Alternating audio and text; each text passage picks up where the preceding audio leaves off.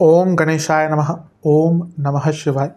मैं निखिल ज्योतिष आचार्य आप सभी का मेरे चैनल पर पुनः स्वागत करता हूं। आशा करता हूं कि आप सभी स्वस्थ होंगे। महादेव की कृपा आप सभी पर सदैव बनी रहे। ये वीडियो धनु यानी कि सैजिटेरियस के लिए बहुत विशेष है, क्योंकि यह वीडियो है 19 मई से 25 मई 2025 के साप्ताहिक राशिफल के बारे में। कैसा रहेगा आने वाला सप्ताह धनु के लिए, सैजिटेरियस के लिए। जो मेरा साप्ताहिक राशिफल है वो प्रमुखतः चंद्रमा और उनकी गति पे आधारित रहता है। चंद्रमा एक ऐसे ग्रह हैं जो बहुत तेज़ गति से भागते हैं, करीबन 2.25 से 2.5 दिन में राशि बदल लेते हैं। तो स्वाभाविक है कि पूरा दिन पूरा हफ्ता जो कि 7 दिन का होता है उसमें कई बार चंद्रमा राशि बदलेंगे। मन के कारक हैं, उनकी विशेषता यह भी होती है कि जिस भाव में जाते हैं, ग्रहों के साथ संपर्क में आते हैं, संबंध बनाते हैं, उनको बहुत एक्टिवेट कर देते हैं। इसीलिए डे टू डे एक्टिविटीज़ पर चंद्रमा का इम्पैक्ट बहुत होता है और इसलिए साप्ताहिक राशिफल की विशेषता बहुत होती है। क्या प्रभाव रहेगा आने वाले सप्ताह में चंद्रमा का हमारे ऊपर या बाकी ग्रहों का हमारे ऊपर, चंद्रमा की गति का हमारे ऊपर, इन चीज़ों को समझने के लिए ये जो साप्ताहिक राशिफल होता है ये अति विशेष होता है। यदि आपकी लग्न राशि या चंद्र राशि धनु है, दोनों ही गाइडेंस के लिए इस राशिफल को देख सकते हैं। जहाँ से आपको ज़्यादा सूट करता है, लेट करता है, वहाँ से इसको ऑब्जर्व कीजिए। व्यक्तिगत तौर पे मेरा मानना है कि लग्न राशि से देखेंगे तो अच्छा है। इनकेस आपको नहीं पता अपनी लग्न राशि, तो आप अपनी चंद्र राशि से भी इसको देख सकते हैं। शुरू करते हैं इस अत्यंत महत्वपूर्ण साप्ताहिक राशिफल का। चंद्रमा आपके धन स्थान को छोड़कर तीसरे भाव यानी कि कुंभ में प्रवेश कर जाएंगे। ये 20 मई को अर्ली मॉर्निंग होगा, 5 से 6 बजे के आसपास, क्योंकि 19 मई तक चंद्रमा मकर में ही रहेंगे, जो हम डिस्कस कर चुके हैं।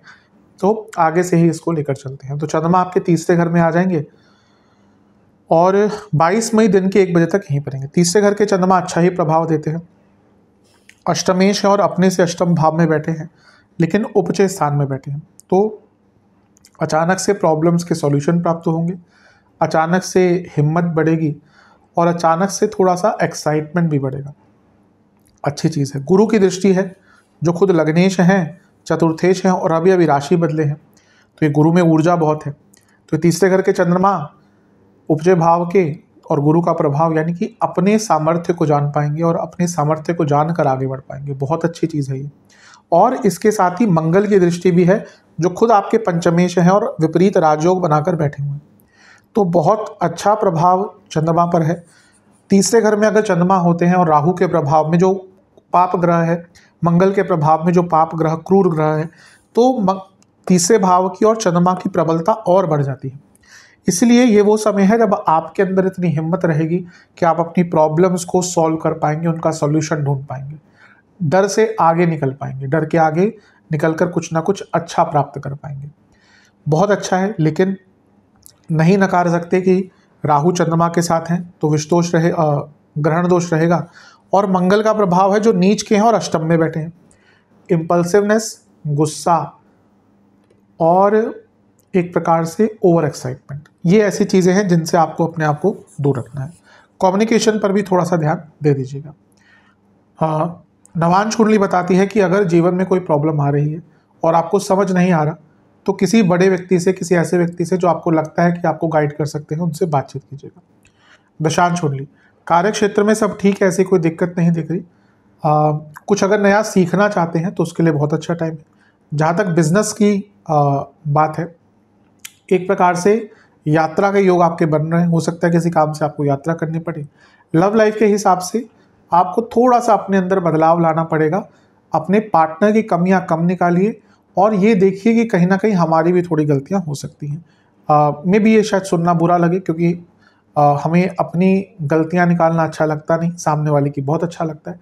पर कभी कभी रिलेशनशिप में होता है कि अगर कुछ प्रॉब्लम आ रही तो जरूरी नहीं कि एक ही साइड से दिक्कत हो, दोनों साइड से हो सकती है। हम अपना अगर संभाल लें तो चीज़ें ठीक हो जाएंगी। वैवाहिक जीवन, बहुत बदलाव आ रहे हैं परिस्थितियों में। इन परिस्थितियों के अनुसार अपने आप को ढालने की कोशिश कीजिए। स्टूडेंट्स की जहाँ तक बात है, ध्यान बहुत भटकेगा। प्यार, मोहब्बत, इन सब चीज़ों में, सोशल मीडिया पे बहुत ध्यान जाएगा। टाइम वेस्ट मत करिएगा, वैल्यू कीजिएगा टाइम की। सेहत की जहाँ तक बात है, गले के रोग, बीपी की प्रॉब्लम, इन्फेक्शंस। सर्वाष्टक में आपका पंचम भाव अत्यंत बली है। ओवर थिंकिंग थोड़ी सी रहेगी।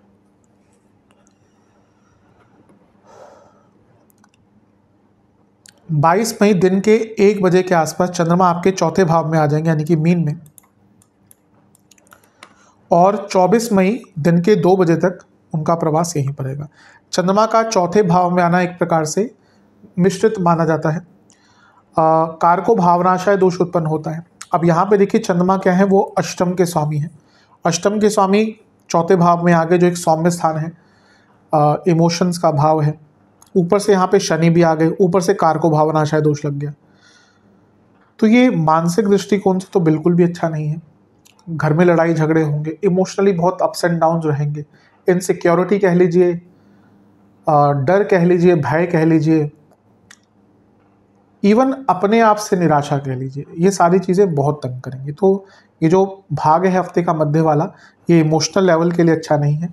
यहाँ पे गुरु से केंद्र में है तो एक अच्छी चीज़ होगी, गजकेसरी योग बन गया, और क्योंकि गुरु आपके लग्नेश में है तो सपोर्ट करेंगे, या कहीं ना कहीं से आपको सपोर्ट मिल जाएगा, लेकिन मानसिक दृष्टिकोण से अच्छा टाइम नहीं है। ये विषदोष इसकी प्रबलता को और बढ़ा रहा है, यानी कि बहुत ज़्यादा इमोशनली विचलित, मानसिक लेवल पर विचलित रहेंगे। शनि के साथ शुक्र भी है चंद्रमा के साथ बैठे हुए, और शुक्र क्या है, लाभेश है, तो ये बता रहा है कि यहाँ पैसा वैसा आ सकता है, छठे घर के स्वामी है, कोई लीगल काम अटक रहा था उसमें चीज़ें आगे बढ़ सकती है, पर मानसिक दृष्टिकोण से अच्छा टाइम नहीं है।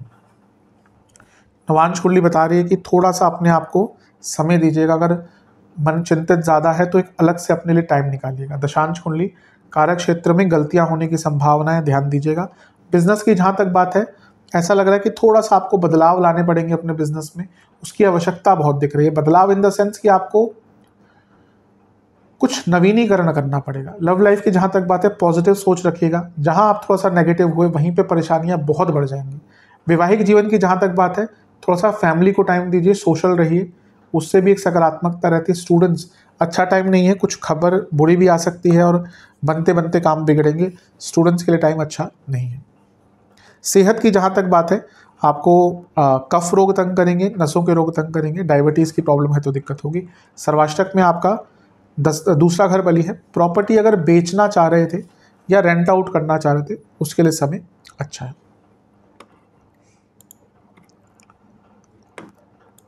24 मई दिन के 2 बजे के आसपास चंद्रमा का राशि परिवर्तन होगा और वो आपके 5वें घर में आ जाएंगे दिन के 2 बजे, और सप्ताहांत तक यहीं करेंगे। इससे एक दिन पहले बुध का गोचर हो चुका होगा। चंद्रमा का पंचम भाव में आना एक प्रकार से अच्छा ही होता है। अब वो अष्टमेश हैं, और जब वो लक्ष्मी स्थान में आ रहे हैं और यहाँ से लाभ स्थान को देख रहे हैं, तो ये 5, 8 और 11 का कॉम्बिनेशन हो गया। केवल दूसरे की कमी है, दूसरे भाव का कनेक्शन नहीं हो रहा, इनडायरेक्टली हो रहा है क्योंकि मंगल का प्रभाव है दूसरे पर वो डायरेक्ट कनेक्शन नहीं मानेंगे। फिर भी 5, 8, 11 का जो मिलन है, ये अचानक से धन की प्राप्ति की ओर इशारा करता है, ये बहुत अच्छी चीज़ है। दूसरा, यहाँ पे परिवर्तन योग बन रहा है मंगल और चंद्रमा के बीच में। मंगल अष्टम में है, कर्क में चंद्रमा की राशि, चंद्रमा मंगल की राशि में है, तो ये जो परिवर्तन योग बन रहा है ये भी आपके लिए धन के रूप में बहुत अच्छा है। लेकिन पंचम में चंद्रमा अष्टमेश है और परिवर्तन योग अष्टम और पंचम, मानसिक तनाव, भयंकर ओवर थिंकिंग, मैं ओवर थिंकिंग भी नहीं कह रहा हूँ, भयंकर ओवर थिंकिंग कह रहा हूँ। धनु वालों के पास कॉपीराइट है एंग्जाइटी का, यानी कि सबसे ज़्यादा एंग्जाइटी धनु वालों को होती है। हफ्ते का अंतिम भाग सबसे ज़्यादा एंग्जाइटी रहने वाली है, कुछ ना कुछ मन में चलता ही रहेगा जो आपको तंग करता ही रहेगा। केतु का प्रभाव भी है और ये चीज़ों को हेल्प नहीं करेगा, बहुत पुरानी चीज़ों में मन जाएगा, अपनी गलतियों को देखेंगे, दूसरे की गलतियों को देखेंगे, तब ये कर लिया होता, तब वो कर लिया होता, ये विचार आएंगे और ये अवश्य तंग ही करते हैं। जब भी हम इस भाव में चले जाते हैं ना कि तब ये कर लिया होता, तब वो कर लिया होता, हम परेशान ही होते हैं क्योंकि हम उसके बारे में प्रैक्टिकली कुछ नहीं कर सकते, बस तंग हो सकते हैं। तो थोड़ा सा ध्यान दीजिएगा इस चीज़ पर, चिंतन कीजिएगा, ईश्वर का अवश्य सहायता मिलेगी। नवांश कुंडली यही कह रही है, अपने इष्ट की आराधना कीजिएगा। पंचम में चंद्रमा है, जिनको भी अपना इष्ट मानते हैं उनकी आराधना से दिनों का स्टार्ट कीजिएगा, सहायता प्राप्त होगी। दशांश कुंडली कार्य क्षेत्र में थोड़ी गड़बड़ हो सकती है, दो तरह से, एक तो आपसे गलतियां भी हो सकती है और हो सकता है आपके काम का ड्यू किसी और को मिल जाए, तो थोड़ा सचेत रहिएगा। जहाँ तक बिजनेस की बात है, पैसा आएगा पर कुछ बदलाव मत कीजिएगा। लव लाइफ, चीज़ों को आगे बढ़ाइए, स्टैग्नेशन दिख रहा है। रिलेशनशिप में भी प्रोग्रेस होती है, उसकी कमी दिख रही है। वैवाहिक जीवन ठीक है सब कुछ, लेकिन कभी कभी होता है ज़्यादा सत्य नहीं बोलना चाहिए, वही टाइम है, थोड़ा सा शुगर कोट करके चीज़ों को बोलेंगे, आपके लिए अच्छा रहेगा। जहाँ तक से स्टूडेंट्स की बात है, बहुत अच्छा टाइम है, पर मन में बहुत आपके अंदर थोड़ी सौम्यता ज़्यादा दिख रही है, यानी कि लेड बैक एटीट्यूड बहुत दिख रहा है। मेरे हिसाब से आपको अपने एटीट्यूड को चेंज करना पड़ेगा अगर आप चाहते हैं कि आगे बढ़ें। सेहत की जहाँ तक बात है, पेट के रोग, कफ रोग, लोअर बॉडी में प्रॉब्लम और इंटेस्टाइन से जुड़ी कोई दिक्कत है या कोई पैनक्रियाटिक डिसऑर्डर है, इस पे प्रॉब्लम्स आ सकती है। सर्वाष्टक में आपका धनस्थान बली है, ये एक ही चीज़ बता रहा है कि बड़े धन की प्राप्ति हफ्ते के अंत में अवश्य हो।